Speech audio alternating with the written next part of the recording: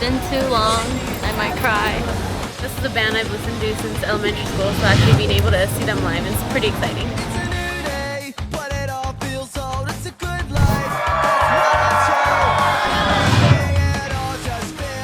may have heard that they have new music and they just played a show.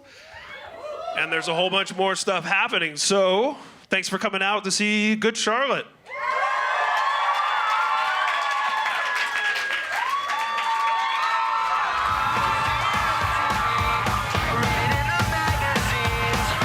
Dean Butterworth, he plays drums, Good Charlotte, for over the past 10 years.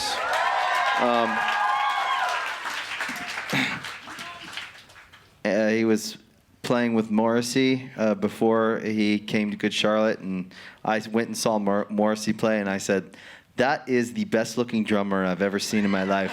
I must have him. No, and then we met. We were friends before though when you were playing with Morrissey. Yeah. And he always used to hook me up with tickets. And then he came and played with Good Charlotte over 10 years ago, and here we are. What are some of your earliest musical memories, like stuff that you heard around the house, first records, first shows? Well, my favorite band are the Beatles. For me. I like writing songs and just what they did and what they've given and still give to me, listening to those records. Each record is timeless, so that to me still is a source that I go to for inspiration if I'm recording for whoever or whatever. And a big change for me was when I very first heard the Police. And Stuart Copeland for me is Godhead drummer. My stepdad is a drummer. So, when my mom got remarried, when I first met him, there was a drum set in the living room. And that was the turning point for me as a little boy. I was born in Great Britain, in England, and I moved to Hollywood when I was 10 years old. And I was from this little town. I don't want to get too into it and bore Joel, because he's heard it 20 million times. But English blood, American it's heart. It's a lovely story. Yeah, he loves these stories. My stepdad is, he is why I play drums. And he turned me on to all those people and tons more that I just told you guys. And he played with Tina Turner and Ike. He played with Ricky Nelson and the Stone Canyon Band. He played with the New Riders of the Purple Sage, which was an offshoot from Jerry Garcia for the Grateful Dead. So I grew up in recording studios and in and around everything that you all want to do. And my life, just like his life as a little boy, was in a room with your friends dreaming bigger than big. And, and I knew that I was going to win. He knew he was going to win, no matter what. And so and I still feel that way. I still feel like that little kid, and no matter what, I'm going to get what I want. Because once you get it, it's back there. But it's also interesting too, because what a lot of people don't know about Dean is, especially fans of like pop punk and emo and kind of the genre that we're in, which is a very kind of underrepresented, misunderstood genre. But Dean's played on so many of probably your favorite records. He's played on so many records, not only in our genre, but then he's also played with other artists that are incredible, beyond Morrissey, Ben Harper. He's had so much experience at the drums. And it's interesting, too, that because from the northern UK soul movement, for you to be from that area and then to come to Hollywood and learn the drums here, for me, it's like the actual chemistry of that is, I'm always intrigued by where we grow up and what's in the water wherever we grow up. It gets in us, and that's what is part of our musical DNA. So whenever you see something happening in an area, whether it was the Seattle thing or the East Bay or whatever, you could point out areas where things were happening, and you have to think in culturally what was going on that made these people come together and make music. And so the influence of where you're from and then moving here and being influenced by all the music and all the culture here, it creates like this really interesting thing. would you like a writing job with Alternative Press? Because I can. I can't make write that very happen. well. I can. Everything you just said was extremely eloquent and insightful about music. So, and it also. Record it and write it if you want. I'll transcribe it for you. That sets us up nicely, actually, to talk about. Once upon a time, you had an imprint that you called DC Flag. You guys have repped the DC area. You've repped Southern California since you guys have been here. Let's talk about. Jumping off from what you were just describing about local scenes and communities and movements, what was happening when you were getting into music growing up? Well, we grew up in a small town outside of Washington, D.C., a couple hours south. There was a pretty legendary music scene in Washington, D.C. that was very kind of, it was kind of like mysterious, It was a mystique to it. Like, if you're not from DC and you didn't like grow up in the city, and everybody traveled in for shows, but it was legendary, and you kind of always wondered as a kid, like, how do you do that? Like, how do you start a band? And there were bands from DC, and we always, you grew up kind of hearing about them, but we were from like a small farm town, so we didn't have like kind of a way in, but we had an interest, and when we were 15, we went and saw a show in the DC area. We went and saw the Beastie Boys on their Ill Communications tour, and that was our first experience with live music. We were 15. We weren't really allowed to listen to music growing up because my mom was just afraid that it would like get into our brain. So she was right about that.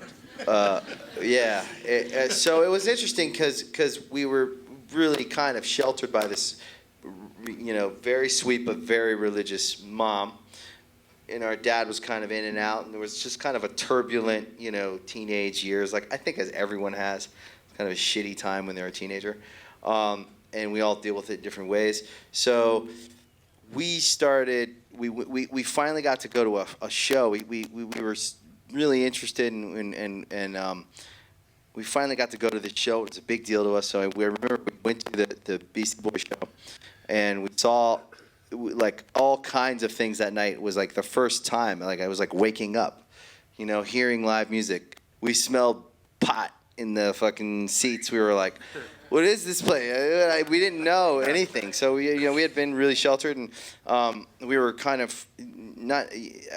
We were like slow to warm up, at school and stuff. So it was like, we were timid, I think, kids, and then we got to the show and we had listened to the Beastie Boys secretly because my older brother Josh, who's here.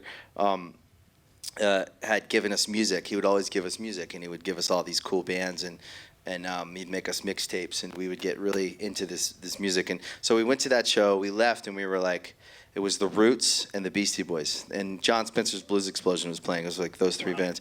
It was great as 15-year-olds. Yeah, my first show was Kenny Rogers and the Oak Ridge Boys. So well, you know what? Pretty sure you guys win.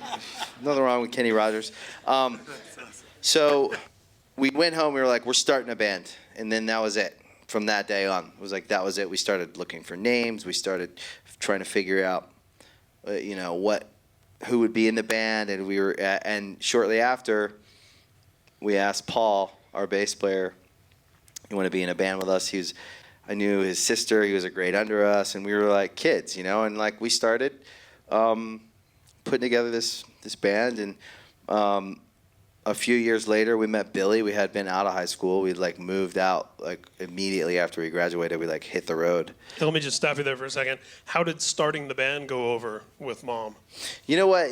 I think at that time in our life, she was dealing with so much other stuff. There wasn't really any limits. Like there was no discussion of like what we were getting up to. I know we just kind of were all surviving. It felt like at that point. So I think a side of Good Charlotte that a lot of people missed. Especially when you guys first blew up, you guys were like working class kids. You guys were, this was basically a single parent household. There were a lot of siblings. There were, Yeah. You don't come from wealth. We left home. And I tell kids all the time, we left home with probably like $30 each, an acoustic guitar that some guy at church gave my brother, and backpacks with like everything we owned. We didn't have much, and we hitchhiked. We crashed on a friend's couch for 2 weeks, and then we got jobs. We got our first apartment. We worked 2 jobs to buy equipment, and this was in the 90s, and so there was no internet. There wasn't like a easy way to get information and understand. There was no computer to make your own demo. We had to go into a studio. I remember our first demo, the guy kind of ripped us off because it was like, you know what I mean? You're just like dealing with those kinds of things as you go, and that's how you get educated. That's how you learn. That's how you become informed, is experience. So you don't, and it's important too that you understand like your social and your economic situation, it means zero to your credibility. It doesn't matter if you come from nothing or if you come from, or everything from rich to 0 to 100 to everything in between. Everyone's experience is going to be hard no matter what, because the process of actually becoming something is change, and with all change comes pain, anxiety, and everything, and all the emotions you could go through. So it doesn't matter what kind of family you're from, if you have 2 parents or 1 or none. We're all just going through a process to get where we want to go, and the process takes grit. Amen. Yeah. That was a well-earned applause break. I back that. Yeah, and it's interesting too, like you said, in the pre-digital era, you didn't have access to recording very easily, and I think now, something that's great about a place like the Musicians Institute, where you can come and learn a lot about an instrument or a lot about the business of music. There wasn't anything like that really available or accessible to you guys. You couldn't just go on YouTube and be like, oh, I'll watch a There was guitar no playthrough YouTube videos Right. to learn how to do stuff. And I mean, I would have much rather spent 4 years here than in my high school for sure. Than in my high school for sure. I'm gonna sound like contradictory, which I do all the time in my music, anyways. But I believe that the reason the music business is upside down and the reason that artists are unhappy is because they're uneducated. So if you educate yourself on the actual business you're in, and you just bring a little bit more of an entrepreneurial spirit to the way you run your business, not how you make your music, not your message, nothing like that, but the actual the way you conduct yourselves in the world and thinking of yourselves and your art as valuable, you'll have a better experience. So I believe in education, the right kind of education, and educating yourselves. But I mean, I feel like if there had been a music school at my, I would have gotten so much more out of that than I did out of my 4 years in high school, which were more like just really hard and torturous for me. I got fired from my high school newspaper, so. And I used my diploma. Clearly no future in but journalism. My mom brought me my diploma. She's like, here's your diploma. Remember when you graduated high school? And it's my mouse pad at my computer.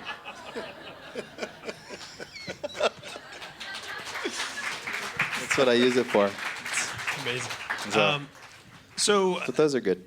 You and Benji, I mean, like you said, you hitchhiked, and it was also something that I think you couldn't necessarily replicate today because the music industry, as you said, was a lot different.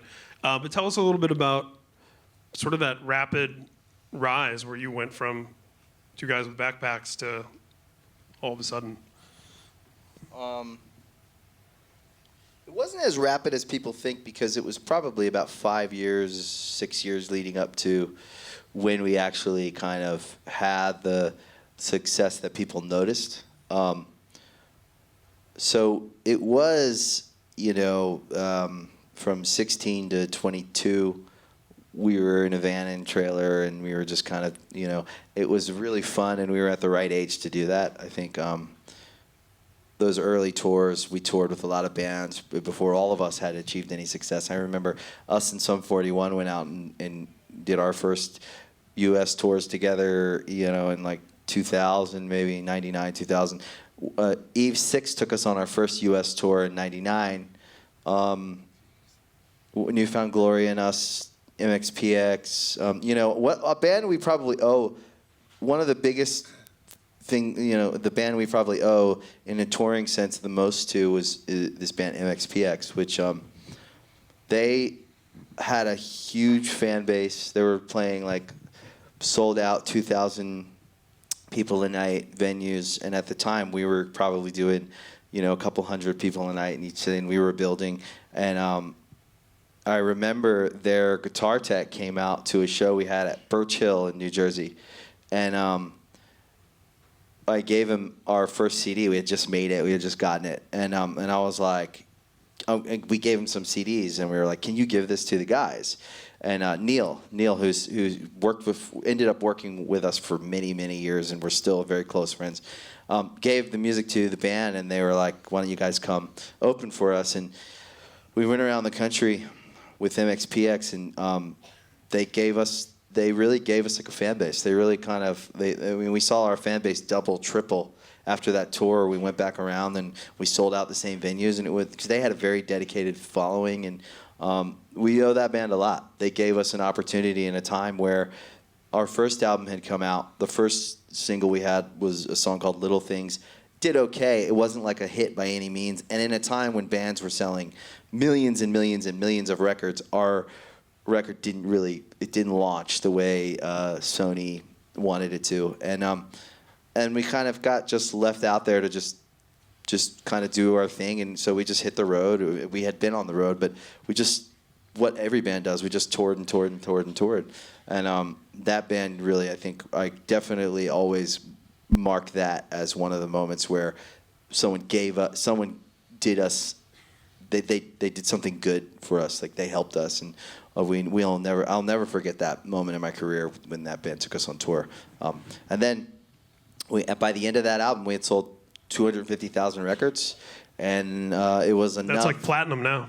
Well, yeah, it is. It's interesting, but it wasn't at the time. It was okay. I was like, okay, cool. You can make another record. So we ended at the Troubadour, and Eric Valentine came out, and he's like, we were like scheduled. We were like, okay, the tour's ending tonight. Let's start recording next week. We hadn't figured out a producer. Eric came to the show. He was like he was the only producer that we had invited to come check us out to see if they want to make the record. And he came out and he was like, let's make a record. And we were like, let's do it. And then we went back in the studio and we made The Young and the Hopeless. And then it was we had a few months to make it and then go right back out on a Warped Tour. So it was kind of like that was our grind, was we go home for 3 months, make a record, and go back out on the road. That was kind of what we did for over a decade.